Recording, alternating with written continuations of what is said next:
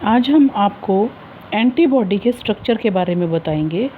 तो यहाँ पर इस डायग्राम में आप देखो कि एंटीबॉडी जो है वो वाई शेप का टेट्रापेप्टाइड प्रोटीन होता है। अब टेट्रापेप्टाइड का मतलब क्या है कि इसमें टेट्रा मीन्स 4 और peptide means long chain of amino acids, यानी कि प्रोटीन की बनी हुई 4 चेन्स से मिलके ये स्ट्रक्चर बनता है।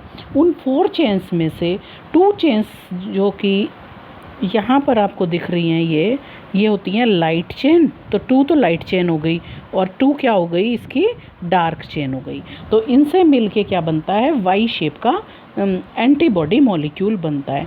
तो सबसे पहले हम स्ट्रक्चर देखेंगे कि लाइट चेन का स्ट्रक्चर किस तरीके का है।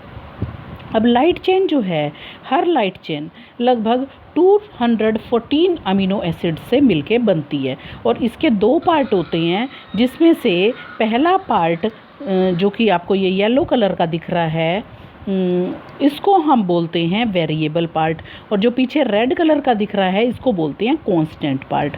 तो आगे वाला वेरिएबल पार्ट कितने अमीनो एसिड्स, 1 से लेकर 8 अमीनो एसिड से मिलके बनता है। और क्योंकि इसका नाम वेरिएबल पार्ट क्यों है, क्योंकि हर एंटीबॉडी मॉलिक्यूल के अंदर इसका जो स्ट्रक्चर है वो डिफरेंट होगा, डिफरेंट टाइप के अमीनो एसिड से मिलके ये बनेगा। और जो पीछे वाला इसका पार्ट है जो कि रेड कलर से आपको दिखाई दे रहा है, ये है इसका कांस्टेंट पार्ट। तो कांस्टेंट पार्ट 109 अमीनो एसिड से स्टार्ट होता है और उसके अंदर टोटल कहाँ तक होते हैं, 214 तक अमीनो एसिड्स होंगे और ये सभी के अंदर एक जैसे होंगे। तो इसीलिए इसको क्या बोला, कांस्टेंट पार्ट बोला।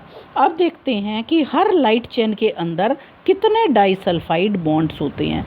तो यहाँ पर इस डायग्राम में आप देखो कितने डाइसल्फाइड बॉन्ड दिखाई दे रहे हैं आपको, एक ये और एक ये। मतलब हर लाइट चेन के अंदर 2 डाइसल्फाइड बॉन्ड होते हैं, जिसमें से एक डाइसल्फाइड बॉन्ड वेरिएबल पार्ट पर प्रेजेंट है और दूसरा डाइसल्फाइड बॉन्ड कांस्टेंट पार्ट पर प्रेजेंट होता है।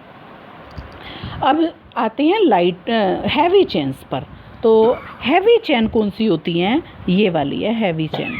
तो ये हैवी चेन लगभग 440 तक अमीनो एसिड्स के मिलने से बनती है। और इसके भी अब फिर 2 पार्ट्स हैं। एक पार्ट आपको दिखाई दे रहा है यहाँ पर, ये ब्लू कलर का जिसको वेरिएबल पार्ट बोलते हैं, और दूसरा ऑरेंज कलर का जिसको हम कांस्टेंट पार्ट बोलते हैं। तो जो वेरिएबल पार्ट है वो 1 से लेकर 118 तक 118 अमीनो एसिड्स तक ये क्या होता है, इसका ब्लू पार्ट होता है। Blue part means variable part होता है। और बाकी का यानी कि 119 से लेकर 440 तक के जो अमीनो एसिड्स हैं वो इसके कांस्टेंट पार्ट के अंदर प्रेजेंट होते हैं।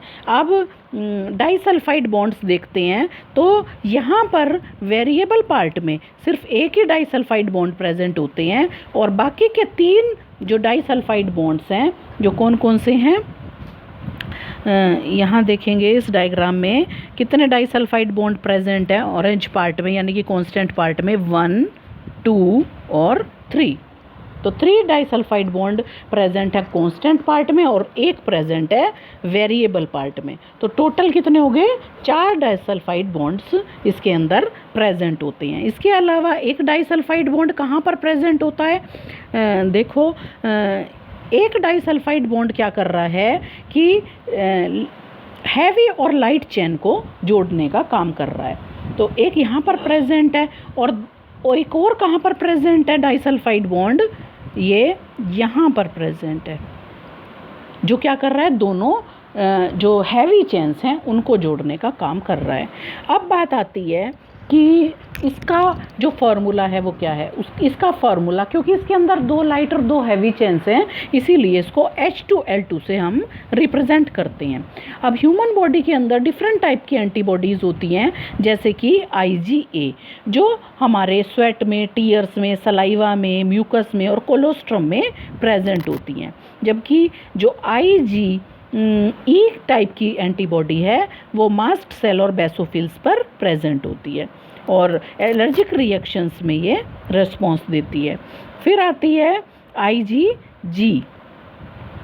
अब IgG जो है वो एंटीबॉडी की ऐसी क्लास है जो कहाँ पर होती है, मदर की बॉडी से प्लेसेंटा के अंदर जाती है, तो इसको बोलते हैं IgG। जी को आप ये सोच सकते हो याद रखने के लिए कि गेस्टेशन पीरियड से ये रिलेटेड होती है। और सबसे बड़ी जो एंटीबॉडी होती है वो होती है IgM टाइप की। ये लिम्फ में पाई जाती है और शुरू में ये फीटस की हेल्प से बनती है। तो ये हो गई डिफरेंट टाइप की एंटीबॉडीज़।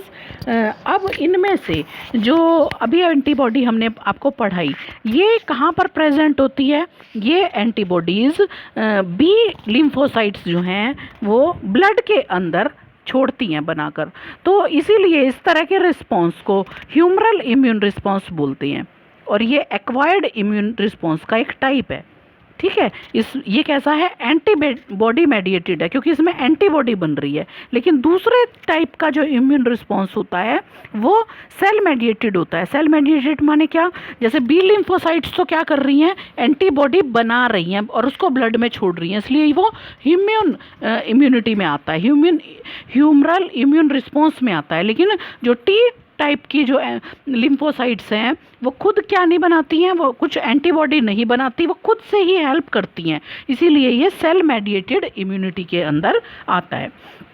अब आपने ये देखा होगा कि बहुत सारे ह्यूमन ऑर्गन्स कई बार, जैसे हार्ट है, आई है, लीवर, किडनी, इनकी फंक्शनिंग में अगर डिफेक्ट आ जाता है या सही तरीके से ये फंक्शनिंग नहीं करती तो इनका क्या किया जाता है? ट्रांसप्लांटेशन किया जाता है और उसी की हेल्प से फिर ये जो पेशेंट है वो नॉर्मल लाइफ जी सकता है।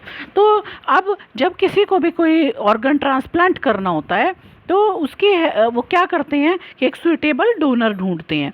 और ऐसा है कि हम किसी का भी जो ऑर्गन है वो क्यों नहीं लगा सकते, उससे पहले हमें चेक क्यों करना पड़ता है? हम किसी भी एनिमल या किसी भी दूसरे प्राइमेट का या दूसरे ह्यूमन बीइंग का बिना चेकिंग के हम क्यों नहीं लगा सकते? क्योंकि अगर ऐसा किया तो क्या हो जाएगा? वो ग्राफ्ट कुछ टाइम बाद रिजेक्ट हो जाएगा।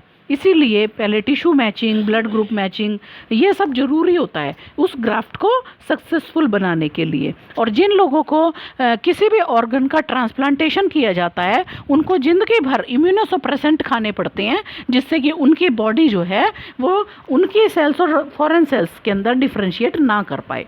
तभी क्या हो पाएगा? तभी वो ग्राफ्ट जो है उनकी बॉडी में सक्सेसफुल हो पाता है। तो ये आपने पढ़ लिया एंटीबॉडी के बारे में। कल हम आपको एक्टिव और पैसिव इम्यूनिटी के बारे में बताएंगे।